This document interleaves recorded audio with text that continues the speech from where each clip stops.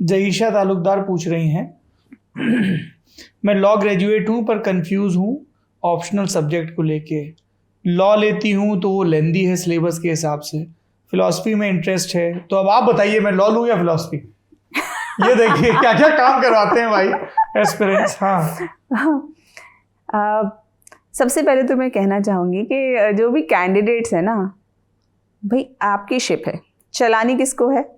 आपको।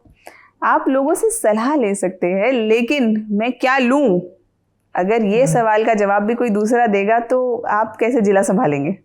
तो इसीलिए ये जो डिसीजन मेकिंग है ये आपको अभी से अपने आप से करनी है कि मेरे लिए कौन सा सब्जेक्ट सूटेबल है या मेरे लिए कौन सी चीज़ें सूटेबल होंगी। इसकी जो चॉइस है, इसका जो चयन है वो आप खुद करेंगे। तो जैसे अगर आपको लगता है कन्फ्यूजन है लॉ और फिलॉसफी के बीच में, तो सिलेबस देखिए, पास्ट ईयर क्वेश्चन पेपर्स देखिए, एनालाइज कीजिए कि किस सब्जेक्ट में मुझे लगता है कि मैं बेहतर परफॉर्म कर सकती हूँ, और जो आपको अच्छा लगे आप उस सब्जेक्ट को चुन लीजिए। अभिषेक मौर्य पूछ रहे हैं कि मैं सिविल सर्विसेज का एस्पिरेंट हूँ। एक तो ये लोग जो सवाल में आई वाना आस्क, अरे वांट टू लिख लेते भैया आई वाना आस्क, क्या पर्सनालिटी ट्रेट होने चाहिए मेरे अंदर और क्या मेरी पॉजिटिव अप्रोच होनी चाहिए सिविल सर्वेंट बनने के लिए?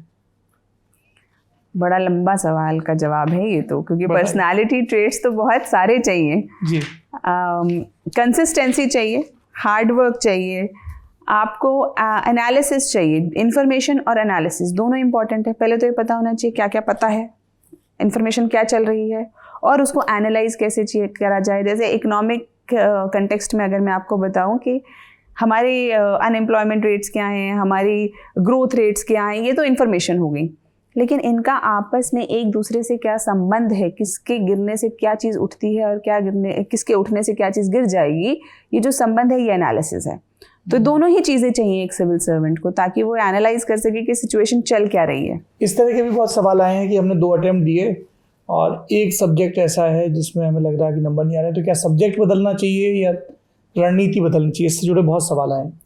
ये बहुत लंबा विषय है, क्योंकि इसके अंदर बड़ी सारी एनालिसिस की ज़रूरत है कि भाई आप अगर आपने कोई विषय चूज़ किया तो वो पहले आपने किन ग्राउंड्स पे किया।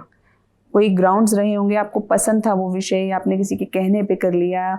अब आपने जब उसे पढ़ ही लिया है, जब आपने इतना समय लगा दिया, एक ऑप्शनल को पढ़ने में कम से कम 4 से 5 महीने का समय लग जाता है, और तो आपने जब पढ़ ही लिया है तो अब आप उसे क्यों छोड़ना चाहते हैं? तो मतलब इसका सवालों का जवाब बहुत छोटे में दिया नहीं जा सकता, क्योंकि अगर मैंने यहाँ पे कुछ भी बात बोली तो बच्चा उसको एक लाइन को आउट ऑफ कंटेक्स्ट लेके अपना डिसीजन ना इन्फ्लुएंस कर ले। तो इसीलिए मतलब मुझे लगता है कि बहुत एनालिसिस का विषय है।